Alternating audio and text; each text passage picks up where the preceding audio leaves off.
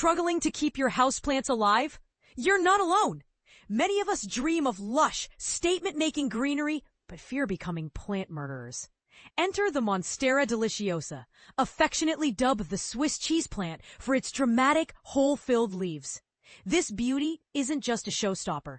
It's surprisingly forgiving, making it the perfect choice for both beginners and forgetful plant parents alike. But here's where it gets controversial. While some swear by its low-maintenance nature, others argue that its size and unique needs can be a bit more demanding than meets the eye. So, is the Monstera truly the holy grail of houseplants? Or is it just another green myth? Let's dive in and find out. If you're new to the world of houseplants, you might be searching for something that won't wither away at the first sign of neglect.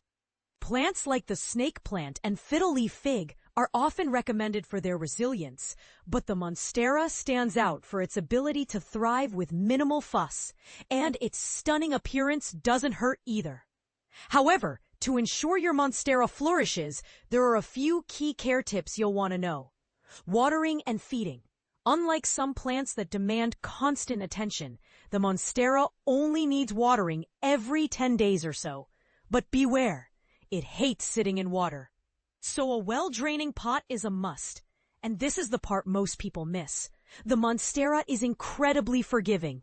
If you forget to water it for a few extra days, it'll likely survive. The trick? Check the soil. If it's still damp after 10 days, hold off a bit longer. When you do water, follow the advice of Gardener's World. Pour lukewarm water evenly around the soil until it drains from the bottom. This not only hydrates the plant, but also flushes out excess salts from previous feedings. Speaking of feeding, Happy Houseplants recommends fertilizing during spring and summer, the Monstera's growing season, when longer daylight hours give it the energy boost it needs. Light. Here's a fascinating fact. Monstera seeds actually grow toward darkness rather than light. Why? Because they're climbers, naturally drawn to the shaded areas of trees. This means your Monstera will happily adapt to any spot in your home, though it'll grow faster in brighter light. Just avoid direct scorching sunlight. It's not a fan of the heat.